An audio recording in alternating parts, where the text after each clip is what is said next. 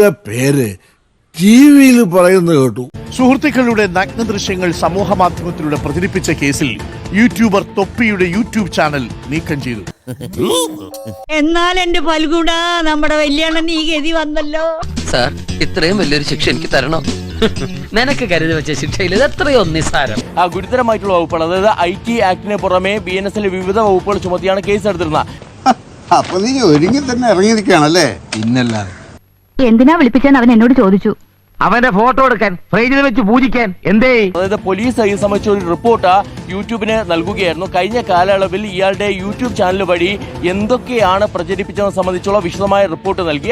ഈ സ്ഥാപനത്തെ പറ്റിയും ഇവിടെ നടക്കുന്ന അനീതികളെ പറ്റിയും വിശദമായ ഒരു പരാതി ഞാൻ എഴുതി കൊണ്ടുവന്നിട്ടുണ്ട്. അത് മുതലാളിക്ക് കൊടുക്കണം. ആ റിപ്പോർട്ടിന്റെ അടിസ്ഥാനത്തിലാണ് ഇപ്പോൾ യൂട്യൂബ് ഇയാളുടെ യൂട്യൂബ് ചാനൽ പൂർണ്ണമായും തന്നെ നീക്കം ചെയ്തിരിക്കുന്നത്.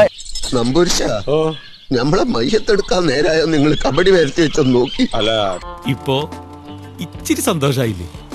ആ പോയ സാധനം ഫ്രോഡാണ് കേട്ടാ. ഈ നിൽക്കുന്ന സാധനം ഞാൻ ഡീസന്റ്. അറസ്റ്റ് ഉൾപ്പെടെ ഉണ്ടാകുമെന്നുള്ള സാധ്യത വന്നപ്പോഴാണ് ഇപ്പോൾ മുൻകൂർ ജാമ്യം തേടി ഇപ്പോൾ തൊപ്പി കോടതിയെ സമീപിച്ചിരിക്കുകയാണ്. സമൂഹത്തിലെ ഉന്നതന്മാരുമായിട്ടുള്ള ചങ്ങാത്തത്തിലൂടെയും തന്ത്രശാലികളായ അനുയായികളുടെ സഹായത്തോടെയും പോലീസിന്റെ സകല നീക്കങ്ങളും അവൻ നേരത്തെ മനസ്സിലാക്കുന്നു. പക്ഷേ അവിടെ പോലീസ് കൃത്യമായി തന്നെ ആ ജാമ്യാപേക്ഷ എതിർക്കുകയാണ്.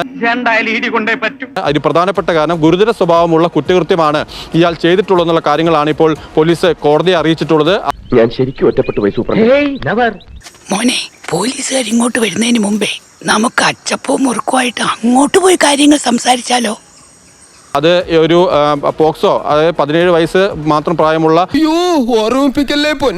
ഒരാളുടെ ദൃശ്യങ്ങളടക്കം അതിൽ ഉൾപ്പെട്ടിട്ടുണ്ടെന്നുള്ളതാണ് ഇപ്പോൾ പോലീസ് അറിയിച്ചിട്ടുള്ളത്. അപ്പോൾ ഗുരുതര സ്വഭാവത്തോടുള്ള കുറ്റകൃത്യമാണ്.